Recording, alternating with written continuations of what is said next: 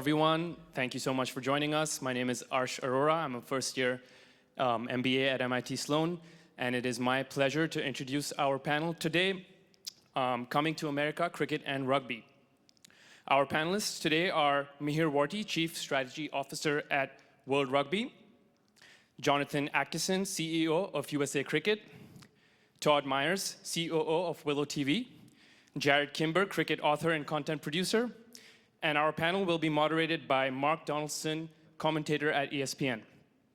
The panel will run for 40 minutes, and we will leave 5 minutes at the end for questions. Please submit your questions via our Cadence app, and with that, I will turn it over to you, Mark. Thank you. Arsh, thank you very much. Thank you for coming. This is the first rugby and cricket conference, so thank you to Rachel and everyone involved in setting this up. I'm going to start with something that's a bit of a stat that might come as a bit of a surprise to a lot of you. What if I told you that the recent match between India and Pakistan at the ICC Champions Trophy, it's a group match, was watched by more viewers in one country than the entire audience for the Super Bowl globally? 206 million viewers in India alone for a group stage fixture, compared to 198 million total viewers worldwide who watched Philly Eagles beating Kansas City Chiefs in New Orleans. So a lot of this year's conference is focusing on the globalization of sports. The NFL plays games abroad, and of course more and more big fights are taking place in Saudi Arabia instead of Vegas. But for the next 40 minutes or so, I want this plan to kind of look at things the other way around, talk about the big global sports, two in particular, and their respective bids to gain more traction in this country and increase their US footprint. This is Coming to America, rugby and cricket. You're all very welcome. Let's get started. Who wants to begin? Why don't we go with Jonathan? Go. Yeah. Why don't we go with Jonathan, who's kind of got a foot in both camps here, as someone who's worked at a high level for World Rugby and is now the CEO of USA Cricket, having been with USA Rugby. So we had the T20 World Cup cricket last year, watched by millions of viewers all over the world. We've got the Rugby World Cup for men in 2031 and for women in 2033. Now, as CEO of USA Cricket, what would you say is the country's appeal, and why bring them to such a maturing market? It's a great question, from both sides. And I think, I spent a lot of time working with Mihir and the folks at World Rugby for the last 4 years before I left USA Rugby, on all of the reasons why you want to bring the Rugby World Cup here. And if you look at the two sports, a lot of the reasons are very similar, but they're different in some very distinct ways. So for both sports, the US represents a huge opportunity. Obviously, it's the greatest sports market in the world. It's one of the last frontiers, the real growth areas that they have to be able to come in and to say, we're a great global sport, but we're not a great American sport. Mm-hmm. And they want to come and be part of the landscape here. Now, it's a really different challenge on both sides. Rugby, I always say, everyone in America, and I am also one of the only Americans usually in a lot of these conversations, which is, I'm glad Todd and I are here together. We have some solidarity today. But a lot of the challenge in rugby is everyone in the US is probably 2 steps away from rugby. Somebody that they knew at university, somebody's brother, somebody's uncle played rugby. There are a small but passionate group of people that love rugby in the US.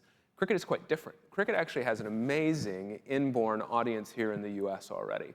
Todd, I won't steal his thunder and talk about the numbers they have with Willow, but there are literally millions of people already paying for his service to be able to watch cricket in the US. And it's largely driven by a really passionate diaspora from South Asia and from the West Indies that live here in the United States. Their problem is actually translating that into a broader, US knowledge to spread the appeal outside of that. But you have an amazing ability to start from there. So from the two sports, both of them have similar reasons that they want to come to the US. They need a balance of power, overall rebalancing.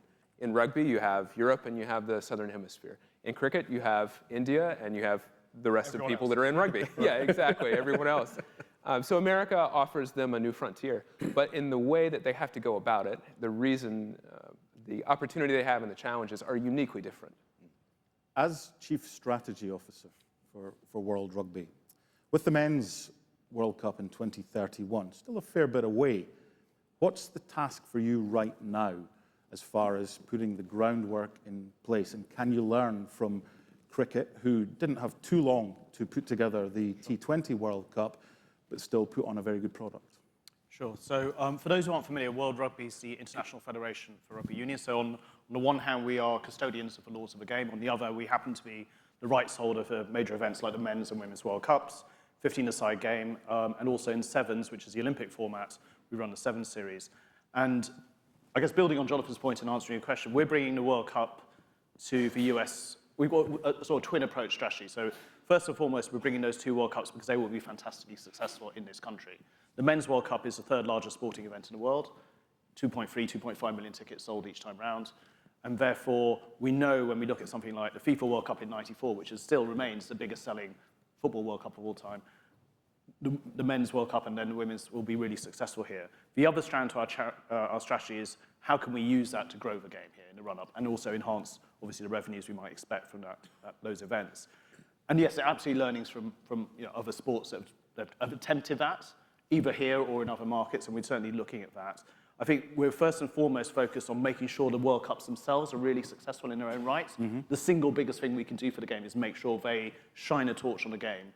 But we are really keen to work with USA Rugby and others to make sure that the grassroots NCAA programs ahead of that, potential to partner with MLR, who are already working on professionalization of the sport here, that's all part of the approach that we have. We're working with partners to try and find the resource and finance and capability to do that, because we're also a sport which is dominated currently by just a couple of markets. 70% of the sports revenues come from the UK and France, which are two globally quite small markets, 5% of global GDP, 2.5% of global population. We don't have an India like cricket or like basketball or USA or China. So we are coming to America for the purpose of, first and foremost, putting on a great event, but hoping that we can also turn what's quite a niche sport in many markets, and it's certainly a niche sport here, into something slightly larger than a niche sport. That's our ambition.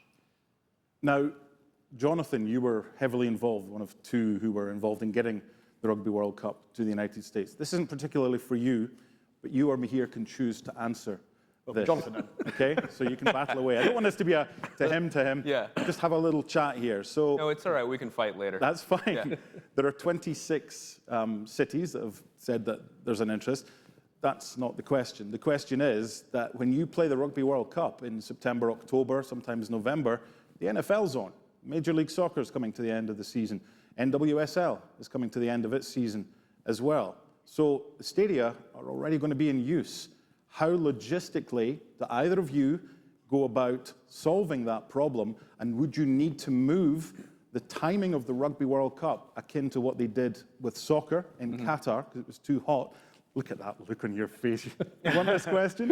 Or I love this question. is there something else that you can do and give us a wee insight into what's going to happen in 2031? This wasn't one of the questions, by the way. I just threw a grenade to see how they respond. No, yeah, I will. It'll be fun. So we had a lot of really smart people working on the bid that came in to bring the Rugby World Cups here. And you're right to point out that, as Mihir said, if we look at the FIFA model in, say, '94, one of the things that made that the most ticketed is we're playing in American stadiums. American stadiums are simply bigger than stadiums internationally. And the other thing that we know about the American public is they will show up for major events. It doesn't actually matter their affinity for the sport, just like the Olympics, and I've, believe me, told World Rugby many times, it doesn't actually matter. Those stadiums will sell out when they have sevens because those tickets are so scarce and the American public wants to be involved. Now, the difficulty when you talk about the access to those stadiums, the NFL stadiums that bring the premium experience, which they would like at the end of the day in terms of making it a commercial success, that also bring the American experience that our audience who may not know cricket, they may not know rugby, they may not know those sports, but that's their expectation, is they come into a stadium that is akin to what they see. When they see the NFL, when they go to MLB, when they go to MLS, they want that experience. That's hard.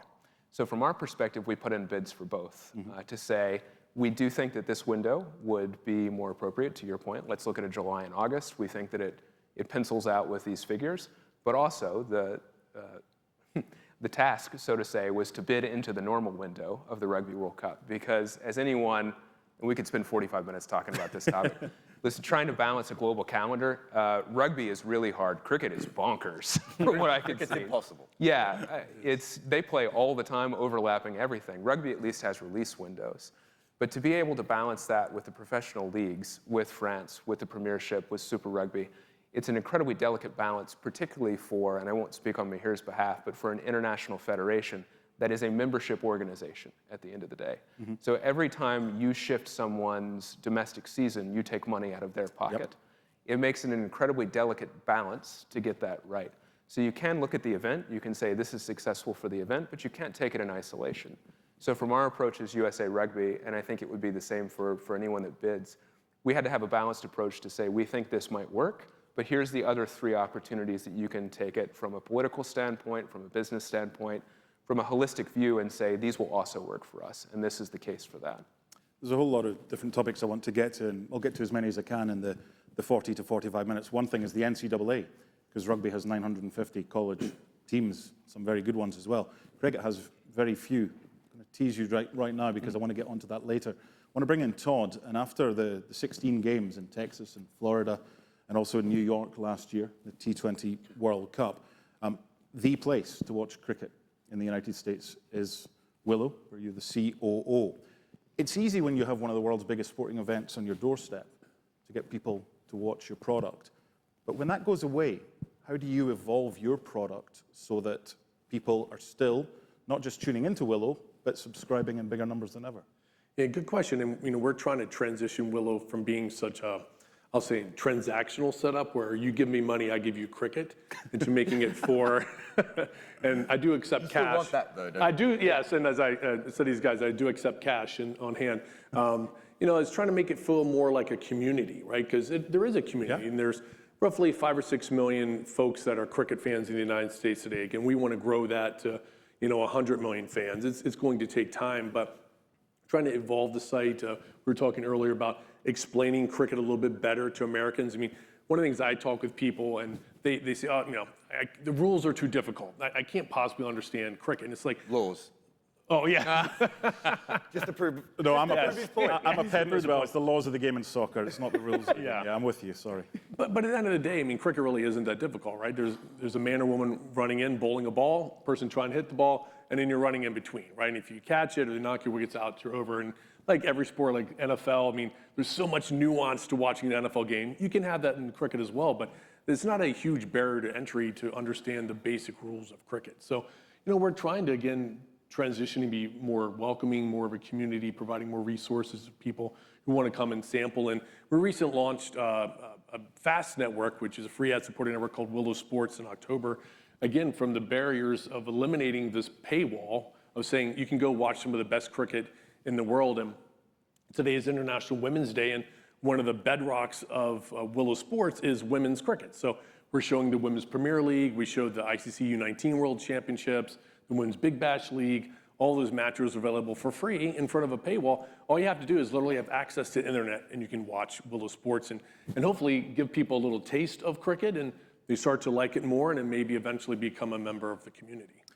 There's not many things in cricket journalism you haven't done. You've written a film, books, one of the top journalists, not just in Australia, you're now in London, but in the world on cricket. And how much did you say you were going to pay me to say that? Yeah, really good. I'm done. Okay. No, you literally have done a lot of things. Speaking to Todd about Willow, that's TV. You look online and you see radio coverage was pretty much non-existent in this country of the T20 World Cup, which took place in this country. What about non-traditional media? I'm trying to get you more work here, whether it's written stuff or content as well. What can you do as a freelance journalist that can help boost the sport, either in association with Todd and Willow or with others, so that it's not just, oh yeah, the Cricket World Cup T20 was here in 2024, going forward? Yeah, I think one of the big problems, I've always had about 10% of my audience come from America, right? And partly because cricket is written from a very English style, whereas my writing has probably been more dominated by, going out reading basketball writers and following Sports Illustrated and ESPN and those sorts of things. And so American fans sort of gravitate to that style, but if you look at cricket in whole, it's not really written in that kind of way. It's very news-driven on a day-to-day basis. And so when a young American fan will come to me and go, look, I found this sport. Usually it's via John Boy, the baseball YouTuber these days, or it might be they're on ESPN, they clicked on the wrong thing. And especially when Todd was running it. But you know, so when they come, they don't know where to go. And the big reason they don't know where to go is that cricket isn't really covered in anywhere near the sort of granular detail that you need for an American fan. American sports fans, look, I support the Denver Nuggets, and there's like 2 daily podcasts for the Denver Nuggets. There's 700,000 people who live in Denver. Sri Lanka is 20 million people. They all love cricket. They don't even have a daily podcast. Right? There's no network. There's no granular detail. So if you do decide that, so I think as cricket media, that's what we have to understand. That we have been based on an old newspaper model, and we need to update it. And look, Jonathan needs to work that out. And you know, even for rugby, they have their own challenges with this. But the next big thing is, if you're going to get to an American audience, the Americans will watch a game and they'll get really excited. Wow, look at this. You know, as you said before, 200 million people watching, you know, India versus Pakistan. And then the coverage of it, if it doesn't match that hype, they're off. They'll go to the next sport. That is what the cricket media has to start understanding, and what Jonathan sadly also has to deal with, and Todd. Yeah. And I would say too, one of the challenges for cricket is time zones. Like tomorrow, there's ICC Champions Trophy. It's a World Championship event. The match starts at 5 a.m. So I mean, you're really not going to get a lot of. And he thought it was 4, so I allowed him to sleep an extra hour. But it's like, you know, you're not going to get a lot of casual fans getting up at 5 in the morning to watch a cricket match. Now, admittedly, the match is going to run for about 8 hours, so you have plenty of time to tune in when you're eventually awake and grabbing a coffee. But you know, that's one of the challenges Willow faces, is that no one sets up the matches for American time. So in 2024, it was great because all the matches were here or in the Caribbean, so they were naturally on daylight hours, but you know, I don't have that all the time with other international events. But that was also part of the problem, wasn't it? The Indian games were started at 9 a.m. Right. And so you have, I mean, Jonathan was talking about, you know, getting cricket in a major stadium or getting rugby in a major stadium, where we had like Wednesday morning games at 9 a.m. And we know why. It's because the Indian market is so powerful in cricket. You have to make sure that Indian people can watch the game. So time zones in cricket is absolute madness. And also, rugby's a little bit more organized, but they're still kind of national sports, not franchise sports, right? They're kind of halfway between, whereas Americans are used to Green Bay and these sorts of things. Whereas in cricket, you can support, you know, you might, I know that you're panicking about the Scottish rugby at the moment. No one yell out the scores for him. You know, Everyone yell it out. Go ahead. but it's a very different kind of thing of like, you know, do you support, you know, the Indian Premier League is so big. Do you support Mumbai Indians, or do you support India, or how do you put these things together? To an American fan, just working that out is not, you know, a simple thing. Tomorrow morning, I would love to stay around. I'd love to try and scalp a ticket for the Lakers-Celtics tonight, but company man, you can watch it on ABC if you're not going. But I'm commentating tomorrow on La Liga. I've got Getafe against Atletico Madrid on ESPN Plus at 9 o'clock. Not 8 o'clock, because the clocks go forward, which is very good. Now, our audience is mixed. There's a lot of Americans, soccer fans, a lot of young boys, a lot of young girls that watch it as well. But there's also a lot of Hispanics that watch it. They can watch it in English or they can watch it in Spanish. As far as rugby and cricket is concerned, I want to address this to each of you. How would you go about, with cricket, you've got a lot of Indians in the United States who are mad followers, but getting more of the Americans to watch your sport, whether it be rugby or cricket. Let's start with me here and then we'll work our way down here. So I think, going back to our major events, I think part of the reason why we have 26 cities in the mix for World Cup is that we are looking at that aspect as a criteria. So here in Boston, large Irish and Italian populations, therefore there's a logic there. But you're absolutely right, that's not enough to build entrenchment, I guess, and traction in a new market. So the plan is, in the run-up to both the 31 and 33 World Cups, we have milestones in terms of having more national events. So the USA Rugby teams have not traditionally had a huge number of matches each year. So just to be able to put on more matches and have them play more games, and we already have that happening in 2025 more so than has happened ever before, that will hopefully build up interest in the indigenous population, for want of a better phrase, in the national team going forwards. But we also obviously have the Olympics in 2028. USA have a really strong chance, particularly in the women's game. Got a bronze over in Paris, fantastic, just a couple of months ago. I managed to get through about 20 minutes without mentioning the Ilona Meyer effect, but that's, you know... We had to come up. We had to come up. Yeah. But no, I mean, certainly that milestone in 2028 will be massive for the runway into 31 and 33. So I think you're absolutely right. We're trying to get that balance of recognizing that there are expatriate populations who absolutely will help with that spreading the word, as Jonathan said. A lot of people are only 2 steps away from the sport. But I think building both a platform for both a Women's World Cup and the Men's World Cup and driving interest in them more organically is also part of the plan. Jonathan. I'll say something slightly maybe controversial, but in the short term, I'm not, is the answer. And that's where I say that the challenges are very different for cricket and rugby. If I had, and so a lot of the work that I did with Mahir and with World Rugby in the last 3 to 5 years was planning what we call pre-legacy concept. So how do we get the market ready through a certain amount of investment from World Rugby from a participatory growth standpoint, a commercial standpoint, a high performance standpoint, so that when the Rugby World Cups 31 and 33 happen, it's not just an event that comes in when everybody makes a lot of money and World Rugby's happy about it, but it becomes something that is a catalyzing effect for the systems that we had set up, that it is a supercharger for the engine that was already built to go forward. Now cricket, I think, with rugby, what we looked at the cautionary tale is you need to do all of that work ahead of time. Cricket probably missed a degree of that with the World Cup that happened here, the T20 World Cup, whereas it was an amazing event for the sport itself. But if you were outside the cricket community, and some of this comes down to broadcast challenges, to the communication, the way it's covered, all the things that we've highlighted, you wouldn't have necessarily known it was happening, except for the US beating Pakistan, which was the huge breakthrough moment. And I think from my perspective, as I talked to Mahir, in the similar vein that the next opportunity we as cricket have to do that here domestically is really 2028, so the LA Olympics. So for us, the next 3 years is actually, the numbers that we have right now are fantastic. I'm really fortunate to be stepping into cricket.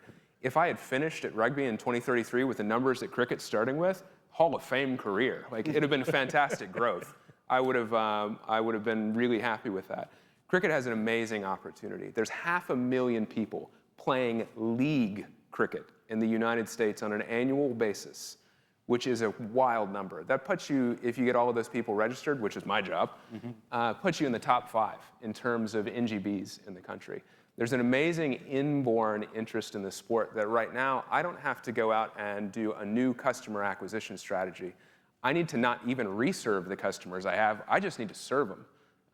Todd's done a great job of making sure the cricket avids can be served with their content. We as USA Cricket probably have not done that as well because we haven't had as many games, we haven't had agreements that we're able to push that forward. So from here to 2028, my goal really is I need to fix the plumbing of the sport. We need to work on making it accessible. We need to have systems that are ready for that supercharging event. And I need to make sure that our teams are good enough. LA, by the way, interesting thing, 6 cricket teams, men's and women's, each one will play. In cricket terms, there are 12 full member nations. That means those are the big dogs of cricket. 6 of those people will miss out on being able to play in the Olympics. If you follow the Olympics, you know that most of the time, the host country gets every weight class, every division, every something you get your sport in. So if you include the US, it means there's another really high-powered nation that ain't playing. And let me tell you, they don't like that. So I need to make sure my teams are good enough to win that political conversation, to have them included on the field. But that gives us an opportunity to have that breakthrough moment like rugby had. Ilona Maher is a good example. Dancing with the Stars, she's got to deal with Coppertone, she's got all these amazing things that are there for our cricketers, but we need to be prepared for that moment. Just a quick question for anyone out there. Shout out if you know the answer. Does anybody know the last time cricket was at the Olympics? 1904. 1900. And there were 2 teams, Great Britain and France, because nobody else could be bothered. True. They were both English as well. Even the French players were English. They were. In 1896, at the first Olympics, they couldn't even get 2 teams. So to have cricket back at the Olympics is fantastic in 2028. Now, from a Willow perspective, from a TV perspective, I want to cross over to NCAA here because there is no cricket in NCAA. My daughter celebrates her 7th birthday tomorrow. So come the time that she's 18, she goes to college, I want her to follow her heart and I want to give her the opportunity to play cricket, to play rugby, to play tennis, and see what she likes. But if she chooses cricket, do you think in 11 years' time there will be a strong, not just an NCAA and cricket relationship, because that has to come sooner rather than later? And if so, is that something that Willow can get behind so that, like everything else, you're broadcasting to this US audience? I will say no, which I know some people on the panel may disagree with, but I don't think cricket being an NCAA sport actually helps grow the sport. think we've all seen NCAA has its challenges, right? Athletic departments are constantly under financial pressure, and the NIL has only, I think, exasperated that as they're trying to get money for the star quarterback or the star point guard on the team. I'm not sure that we need cricket to become a collegiate sport for that to be a growth engine for us. I think one of the things that I would like to see happen is how do we get, especially on the women's side of the sport, because we were talking about earlier, like similar to soccer, right? At the end of the day, if the men's soccer team qualifies out of the group stage at the World Cup, that's largely seen as a success, right? I mean, other than the players, most people don't expect USA Soccer men's to win the World Cup or to win Olympic gold.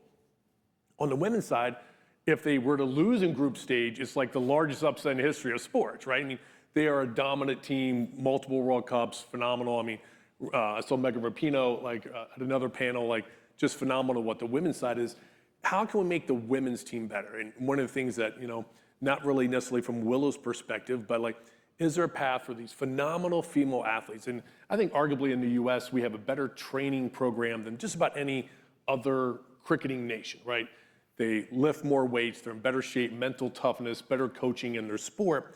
Is there a path to taking someone who's a star softball player or volleyball player or maybe rugby? Maybe they want to transition from rugby to cricket. Come on over, right? So Harvard women's rugby team, come play cricket, right? How do we find some of those stars who are just phenomenal athletes to earn a place in cricket and saying, hey, if you become great, you actually could have a professional career. Instead of softball, you could be cricket and you could go around the world and play in the Women's Big Bash League or the Women's Premier League or play for Team USA. Again, they have to earn the spot. It's not just, hey, thanks, you picked up a cricket bat, you're automatically on the team. How do you actually make that happen? And then from a viewership perspective, more Americans would say, well, that's someone that looks like me, whether they're Hispanic or African American or white. It's diversifying the team more, so potentially that leads to more viewership and maybe more overall interest in the sport from just the average American in the LA 28 games. I hosted the US Open tennis coverage for Australia for 5 years, and someone I got close to was a brilliant young lady by the name of Ashley Barty, right, former world #1. And I was talking about my daughter, whether it would be just one sport. I'm glad you brought that up, because why not play two sports? The reason I bring up Ashley Barty, as Jared knows very well, she was a fantastic cricketer, but decided, you know what, she was an even better tennis player. And she worked really hard. She got to world #1. She's a Grand Slam winner as well. What would you say are the biggest challenges for kids, boys and girls, who maybe want to play two sports and can be good at both before they eventually have to choose one? Yeah, I mean, that's almost an entirely different panel, isn't it? Because I think it's the Roger Federer model, isn't it? Where he didn't play a lot of tennis when he was young. He played all different sports, and I think Serena Williams was very similar.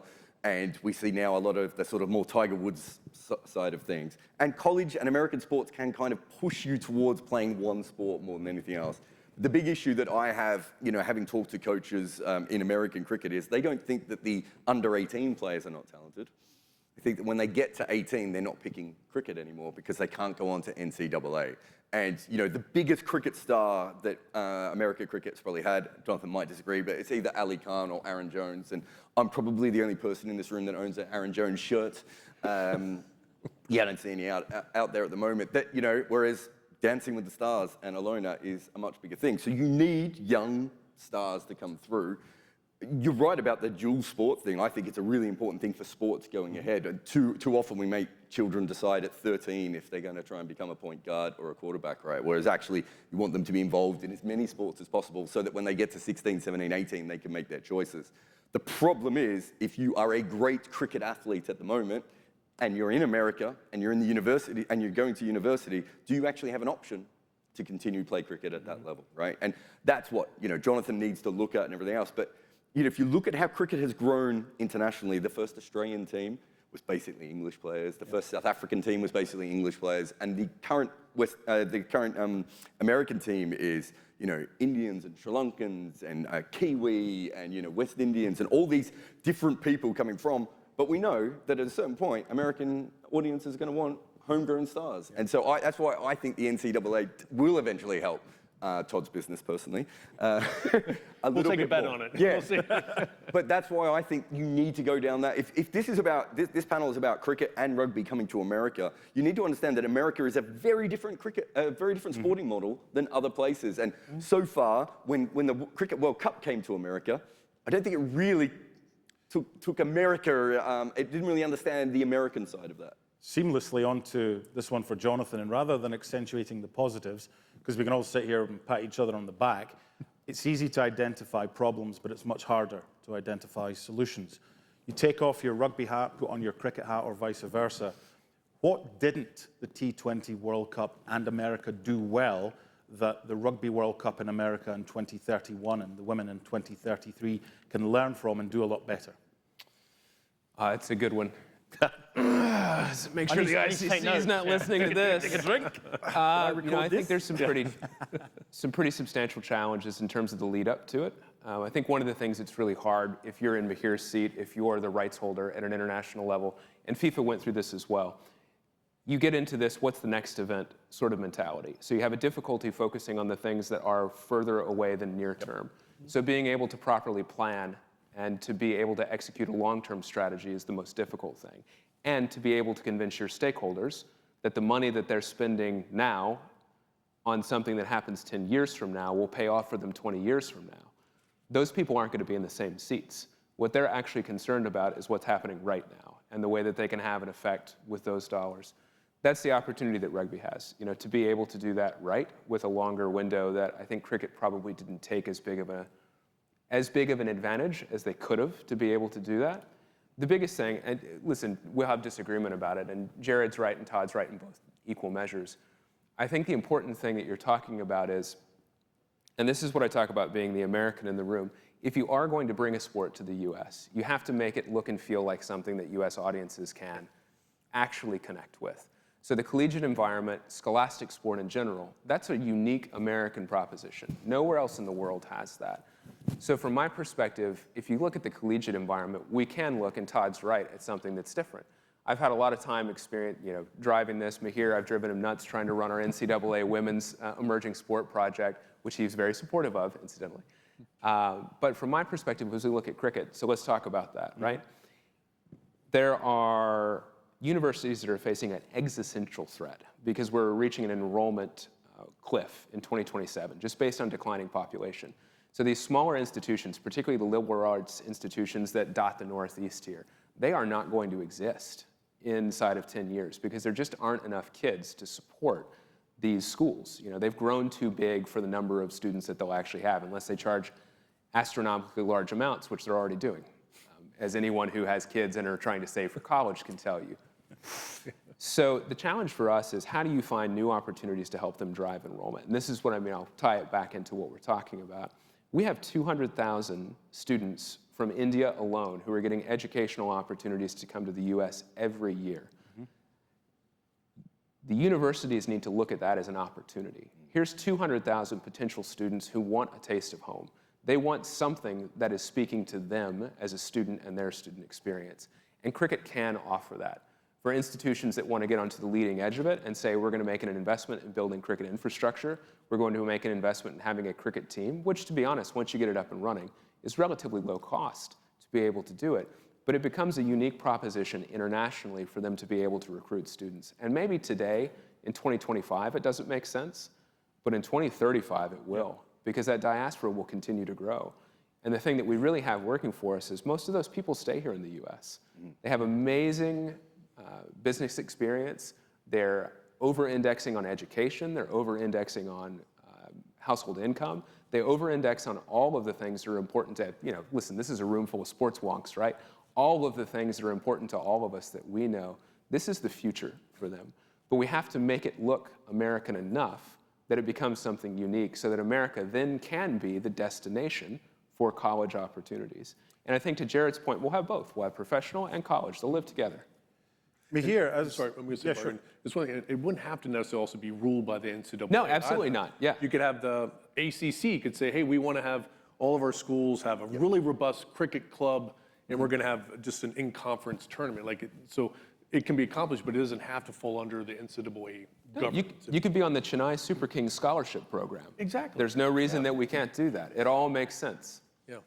Mahir, as the Chief Strategy Officer for World Rugby, when you're preparing for a World Cup in a nation or nations that rugby's either number 1 or number 2 in the most popular list, it'll have its challenges, but you're working with someone that knows what they're doing. Yep.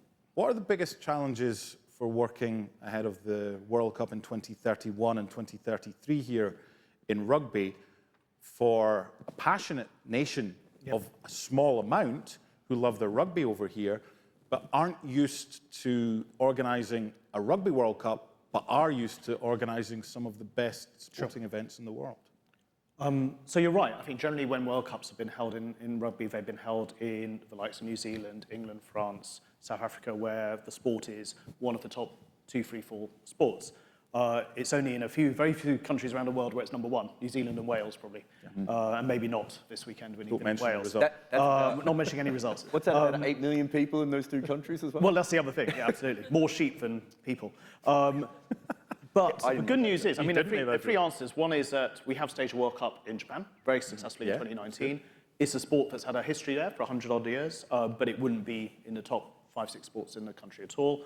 But it was after Japan beat Scotland. Exactly. But it's also, economically was highly successful, but also did have a lasting legacy in the country as well. I think the other thing that we're also doing is changing the way we run World Cups. So historically, we would award them to a national union, to France, who ran 23 World Cup last year, for example, and they would get on and do most of the work. We are taking on more responsibility as World Rugby to do that. And therefore more of a travelling roadshow. So therefore, USA Rugby, it's not all on USA Rugby to run it, it's a partnership, and we will have more resource to bring to bear. And then the third thing is this country does have a fantastic track record, as you were saying, in running great events. And it has great talent in doing that and staging great events on the scale here, but also in terms of major sporting events as well. So I think across those 3 sort of aspects, I think we feel pretty confident in terms of the ability to stage a great event. It's the tricky bit is making sure it has an impact.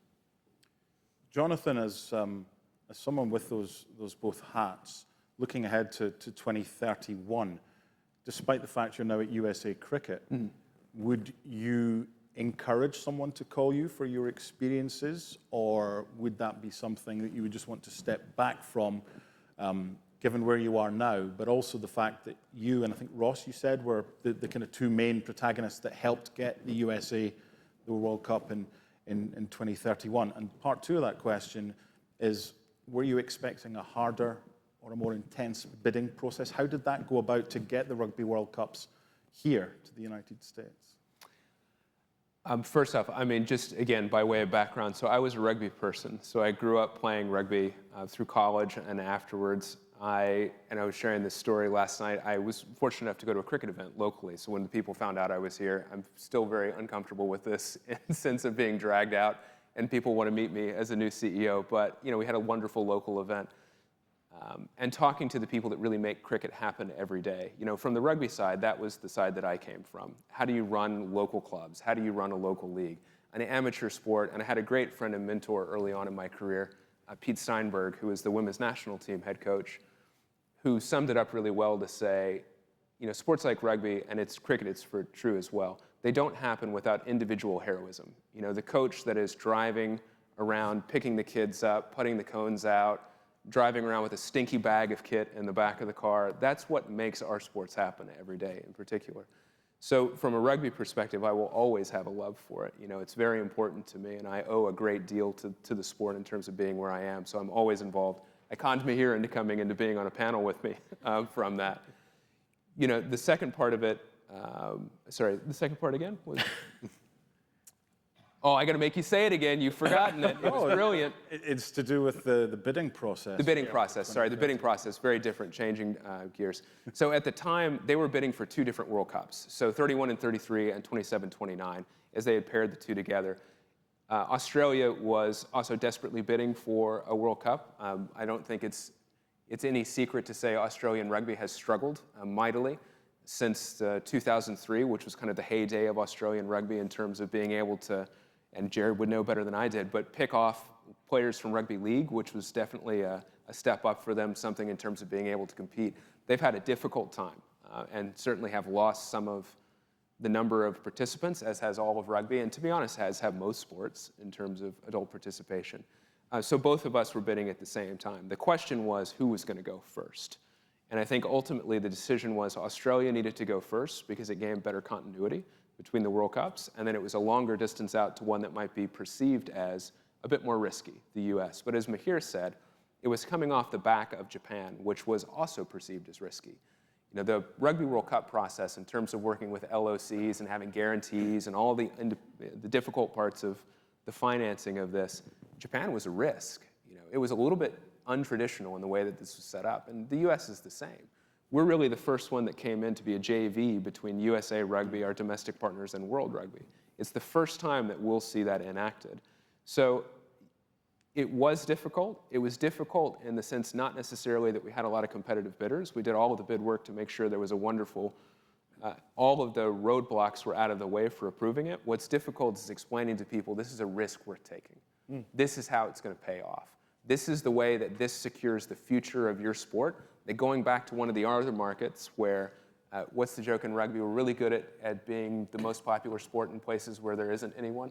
You know, with Wales and New Zealand. I joke about New Zealand. I mean, Todd's got 5 million households he's going into. That's like if you took all of New Zealand and shook it out into California right now, like all 5 or 7 million of them. So, you know, it's saying if you go back to that, you're going to continue to manage decline. And to be honest, cricket is in the same position. What you have to do is be bold, take a risk, and move forward. Yeah. We've got lots more questions, which we could easily get to, but we'd overrun and everyone would be annoyed. Thank you for everyone who submitted questions from the audience. There's a couple I just want to get to. We've got 5 minutes left. This is for anybody who wants it.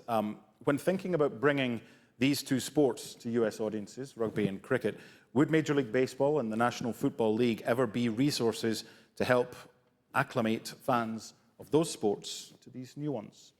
I mean, they've played cricket in baseball stadiums before, but as you know, and any cricket fan will know, it's a slightly different shape. It doesn't quite work the way that you need it to.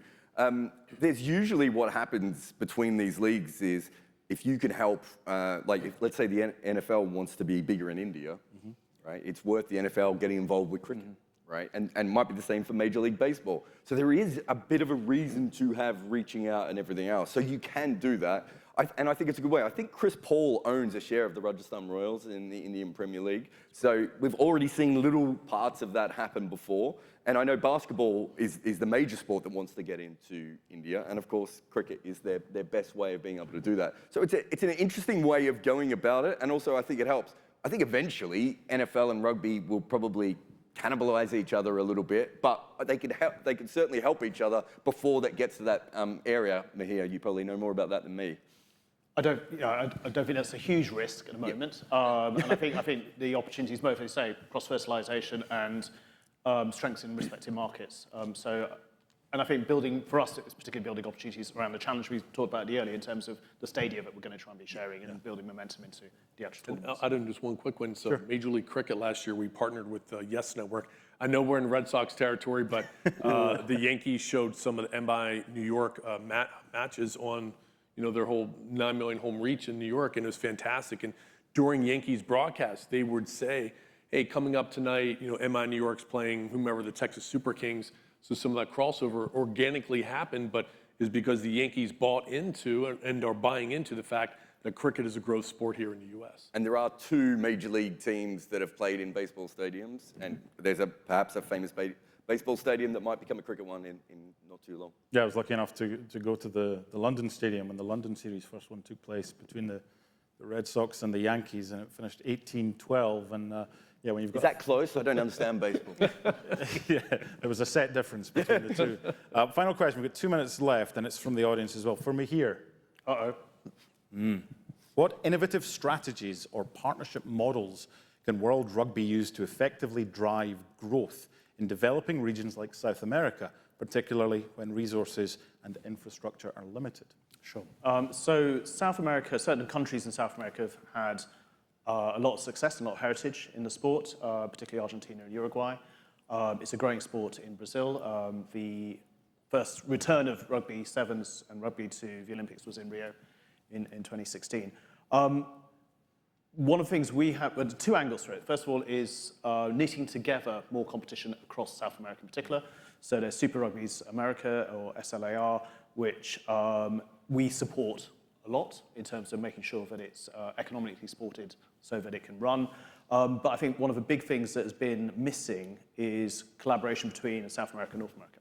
And looking at the time zone, you know, there are obviously a lot of differences between North America and South America, but looking at time zone, and in particular, trying to get together with the MLR and SLA on how they can collaborate more. So that's something which politics often gets in the way of, but we're optimistic that we're at a place with a new leadership team at World Rugby in terms of elections last year, more appetite for that from our South American colleagues, that we can make that happen. I think that would be a big thing to help the game.